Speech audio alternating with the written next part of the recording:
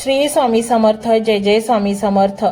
तर मंडळी, तुम्हाला वाटत असेल साक्षात ब्रह्मांड नायक, सृष्टीचा रचेता, पालनहार आपल्या सोबत हवा, आपल्याला हातात हात घालून आपल्या सोबत चालावा आणि आपल्याला प्रत्येक संकटातून वाचवावे, कर्जातून मुक्ती द्यावी, नातेसंबंध दुरावले असतील तर ते जवळ येऊ द्यावे आणि तुमच्या सर्व काही मनासारखं घडावं. तर मंडळी, हा मंत्र तुम्ही आवर्जून ऐका.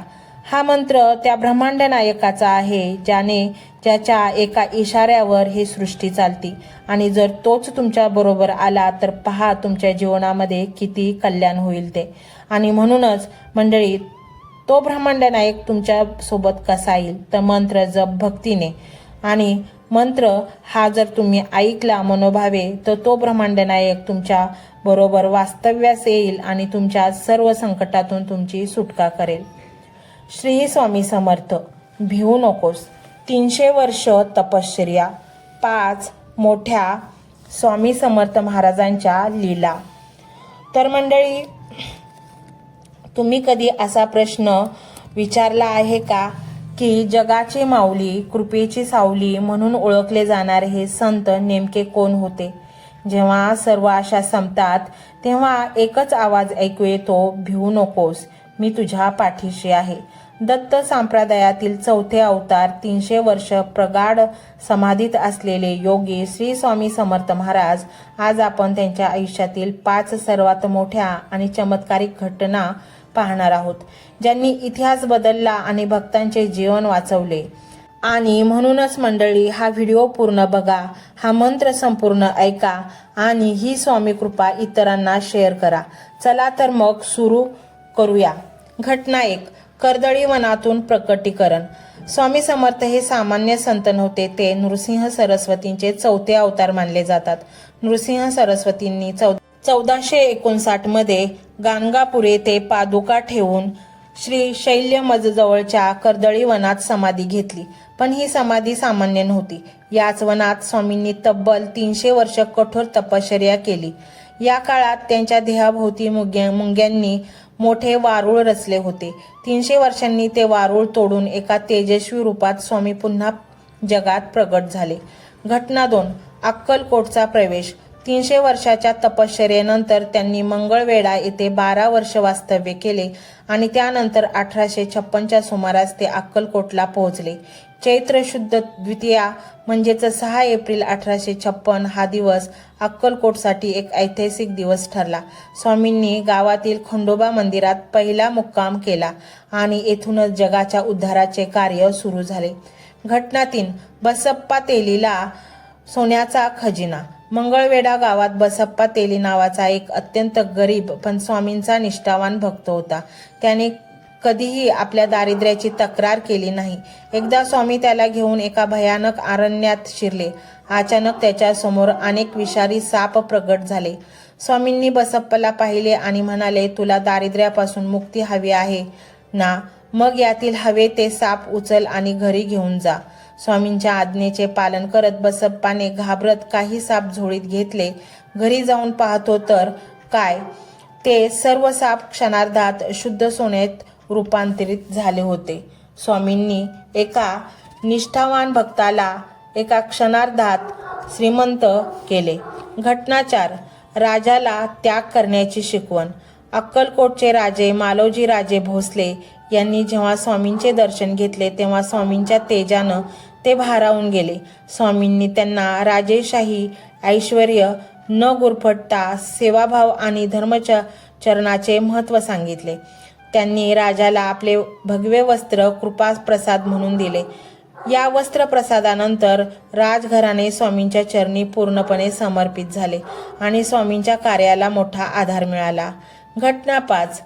तारक महावाक्य. स्वामींच्या हजारो लीलांचा आणि चमत्कारांचा निष्कर्ष म्हणजे त्यांचे हे एकमेव महावाक्य. संकटात सापडलेल्या प्रत्येक भक्ताला त्यांनी हेच वचन दिले, भिवू नकोस, मी तुझ्या पाठीशी आहे. हे वाक्य आजही लाखो भक्तांसाठी जगण्याचा आधार आहे.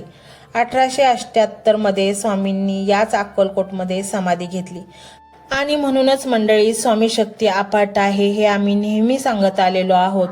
संकटांना घाबरू नका, दुःखाने निराश होऊ नका, खचून जाऊ नका. स्वामी भक्तीत या. स्वामी तुमची सर्व संकटे क्षणार्धात दूर करतील, तुम्हाला सुखाचा रस्ता दाखवतील, योग्य मार्गावर नेतील. आणि करायचे काहीच नाही, फक्त हा एक मंत्र मोबाईलवर लावून फक्त ऐकायचा आहे आणि फक्त या श्रवणाने तुमच्या जीवनाचे कल्याण होणार आहे. हा मंत्र मोबाईलवर लावायचा आहे. डोळे घट्ट मिटून घ्यायचे आहेत. डोळ्यांसमोर स्वामींची मूर्ती आणायची आहे आणि स्वामींना प्रार्थना करायची आहे. हे स्वामी महाराजा, माझे हे संकट दूर कर, माझी ही इच्छा पूर्ण कर, माझे कुटुंब सुखासमाधानाने राहू देत. मंडळी, स्वामी हे भक्तवत्सल आहेत. ते भक्तांवर खूप प्रेम करतात. त्यांनी आपल्या भक्तांना बाळ मानलेले आहे आणि आई बाळाची इच्छा तर पूर्ण करणारच. त्यामुळे स्वामी तुम्हाला नक्कीच मदत करतील. मंडळी, एवढं सगळं करायला अर्धा मिनिट खूप झाला आणि एवढा वेळ तर तुमच्याकडे असेलच. बाकीचा सर्व व्हिडिओ तुम्ही मोबाईलवर सोडून द्या. तो त्याची पॉझिटिव्हिटी पसरवत राहील. तुम्ही दैनंदिनी कामं करता करता त्या मंत्राचे श्रवण करा आणि मनातल्या मनात जप देखील करा. फायदा नक्कीच होईल. ही डिजिटल सेवा आहे. आज या व्हिडिओच्या माध्यमातून स्वामींचे विचार तुमच्यापर्यंत पोहोचले आहेत. जर तुम्हाला मनापासून वाटत असेल की या विचारांनी तुमच्या मनाला उभारी दिली आहे, तुम्हाला जगण्याचे बळ दिले आहे, तर तुम्ही सुद्धा या ज्ञान यज्ञात आपली समिधा अर्पण करू शकता. पूर्वी लोक मंदिरात जाऊन दानपेटीमध्ये गुप्तदान करत असत, कारण गुप्तदानाचे फळ अनंत असते. आजच्या युगात व्हिडिओच्या खाली जे सुपर थँक्सचे बटन आहे ते एका डिजिटल दानपेटी सारखेच आहे.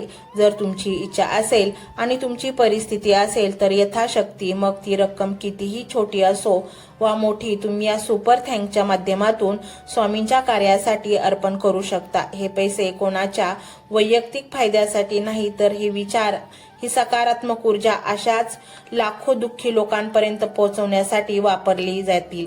लक्षात ठेवा, सक्ती नाही तर भक्ती महत्वाची आहे. ज्याला वाटतं की स्वामींनी मला मार्ग दाखवला म्हणून कृतज्ञता म्हणून मी हे फुल ना फुलाची पाकळी अर्पण करतो, त्यांनीच या बटनावर क्लिक करून आपले योगदान द्यावे. तुमची ही छोटीशी मदत कोणाचे तरी आयुष्य बदलणाऱ्या व्हिडिओच्या निर्मितीसाठी मोलाचे ठरेल.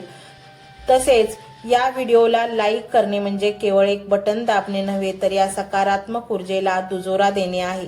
जेव्हा तुम्ही लाईक करता तेव्हा तुमची विश्वाला सांगता की हो, माझा स्वामींवर विश्वास आहे. आणि शेअर करणे म्हणजे काय, तर पुण्य वाढणे. जर तुम्हाला वाटत असेल की तुमच्या एखाद्या मित्राला, नातेवाईकाला किंवा ओळखीच्या व्यक्तीला सध्या आधाराची गरज आहे, तर त्यांना हा व्हिडिओ नक्की पाठवा.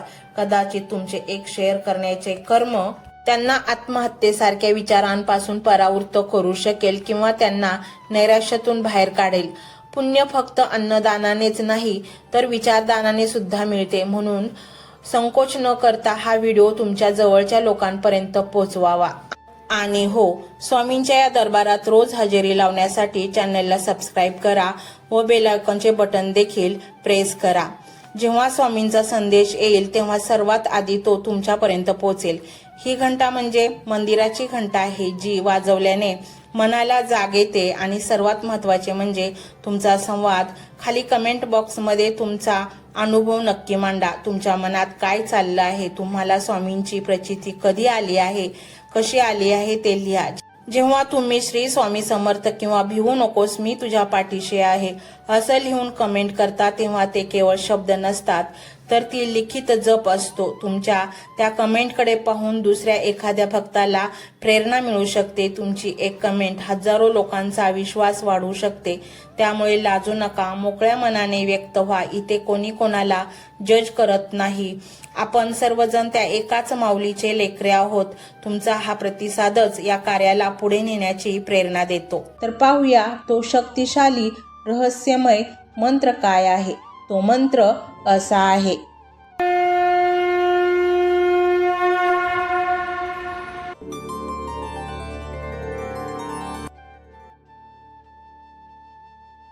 ब्रह्मांड नायक ओम श्री स्वामी समर्थ. ब्रह्मांड नायक ओम श्री स्वामी समर्थ.